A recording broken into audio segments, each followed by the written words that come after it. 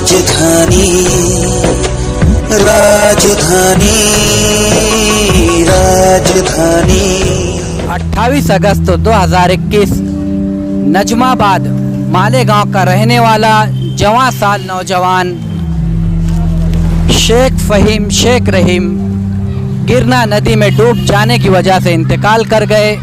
इस ताल्लुक़ से जानकारी फराहम करते हुए शफीक एंटी करप्शन। आज बरोज़ शनिचर तकरीबन 3:30 बजे के करीब में मुझे गिरना पुल के ऊपर से एक फ़ोन आया। हमारे दोस्त अतीक भाई ने फ़ोन किया कि यार शफीक भाई यहाँ पर ऐसा ऐसा मसला हो गया है, एक बच्चा पानी में डूब गया है और कुछ लड़के उसको वापस निकाल रहे हैं। तकरीबन आधा घंटा हुआ उसको डूबने के लिए, लेकिन वो निकल नहीं पा रहे हैं। आधे घंटे से उन लोगों ने मेहनत की लेकिन निकला नहीं उन लोगों से। तो मैं तुरंत वहाँ से, मैं सिविल हॉस्पिटल पे ही था, यहाँ से मैंने शकील भाई को कॉल किया और शकील भाई को बोला कि यार शकील भाई ऐसा ऐसा हादसा हुआ है, आप गिरना नदी के ऊपर अर्जेंट में मंसूरा के सामने पहुँचो। शकील भाई को कॉल करने के बाद मैं सिविल हॉस्पिटल से निकल के छावनी पुलिस स्टेशन गया। वहाँ पे जो थाने हवलदार थे, कांस्टेबल, उनको बोला कि यार ऐसा ऐसा मामला हुआ है। तो उन्होंने बोला कि हमको एमएलसी आउट करने लगा उधर से सिविल हॉस्पिटल से। वापस मैं सिविल आया, उनको एमएलसी आउट करने लगाया और उसके बाद एम्बुलेंस वगैरह को फ़ोन करके शकील भाई को फ़ोन किया और मैं इधर से निकला। जब मैं वहाँ पहुँचा तो शकील भाई अल्हम्दुलिल्लाह वहाँ पहुँच चुके थे और शकील भाई ने अल्लाह की मदद से तकरीबन 15 मिनट या 10 मिनट में ही वो बच्चे को वहाँ से नदी में से निकाल दिया।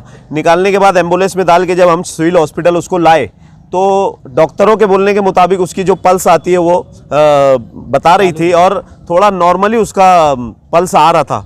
तो फिर हम लोगों ने यहाँ से गाड़ी में से उसको उतारा। उतारने के बाद जब हम लोगों ने जाके उसका सब चेक किया तो डॉक्टर्स ने उसको बोला कि यार इसका इंतकाल हो गया है। अभी उसके घर वालों को इन्फॉर्म हुआ है। उसका नाम है शेख फ़हीम शेख रहीम। उम्र उसकी तकरीबन 18 या 19 साल के आसपास में है और ये रहने वाला 60 फीटी रोड अपने मेंबर साहब के वार्ड का नजमाबाद का है। और हम अब मालेगांव के नौजवानों से गुजारिश करते और ख़ास तौर से नौजवानों के वालिदैन से गुजारिश करते कि नदी में उन लोगों ने पानी छोड़ चुका है। बारिश का पीरियड है, पानी अच्छा खासा आया है। ये हमारे इस साल का शायद ये पहला हादसा वहाँ पे है। हम लोग आप गुजारिश करते हैं, अगर अपने बच्चों को आप लोग ज़िंदा रखना चाहते हो, मैं ये वर्ड इस्तेमाल कर रहा हूँ आप लोगों को, हाँ, कि आप अपने बच्चों को ज़िंदा रखना चाहते हो तो उन लोगों की खबरगिरी लो। हम कब तक के पुलिस डिपार्टमेंट के भरोसे, कॉरपोरेशन के भरोसे और दूसरों के भरोसे बैठेंगे? ये ऐसे नौजवान बच्चे घर से बोलकर निकल जाते हैं, आखिरी में ऐसे नगर सेवक को, शकील भाई जैसे लोगों को, हमारे जैसे सोशल वर्कर को आगे आना पड़ता और आप लोगों को बार बार वीडियो बनाकर बोलना पड़ता कि यार कम से कम आप केयर करो। नदी के इस पार देख लो, हमारे जो बिरादरान वतन है, कभी सुनने में आता है कि आप लोगों को उनके बच्चे ये नदी में डूब गए, वो तालाब में डूब गए, वो कुएं में डूब गए? जब त्यौहार आता है, एक्सीडेंट का मामला आता है, जब त्यौहार आता है, एक्सीडेंट का मामला आता है, हाईवे पे निकल जाते, चौबल सीट चले जाते, तुम लोगों को इतना बोलने के बाद उसका असर नहीं होता।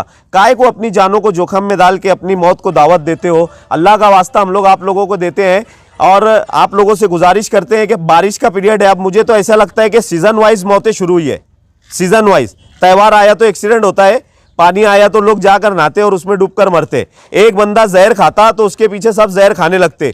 कोई एक फांसी पे लटकता तो उसके पीछे सब फांसी पे लटकते। कब तक करोगे ऐसा?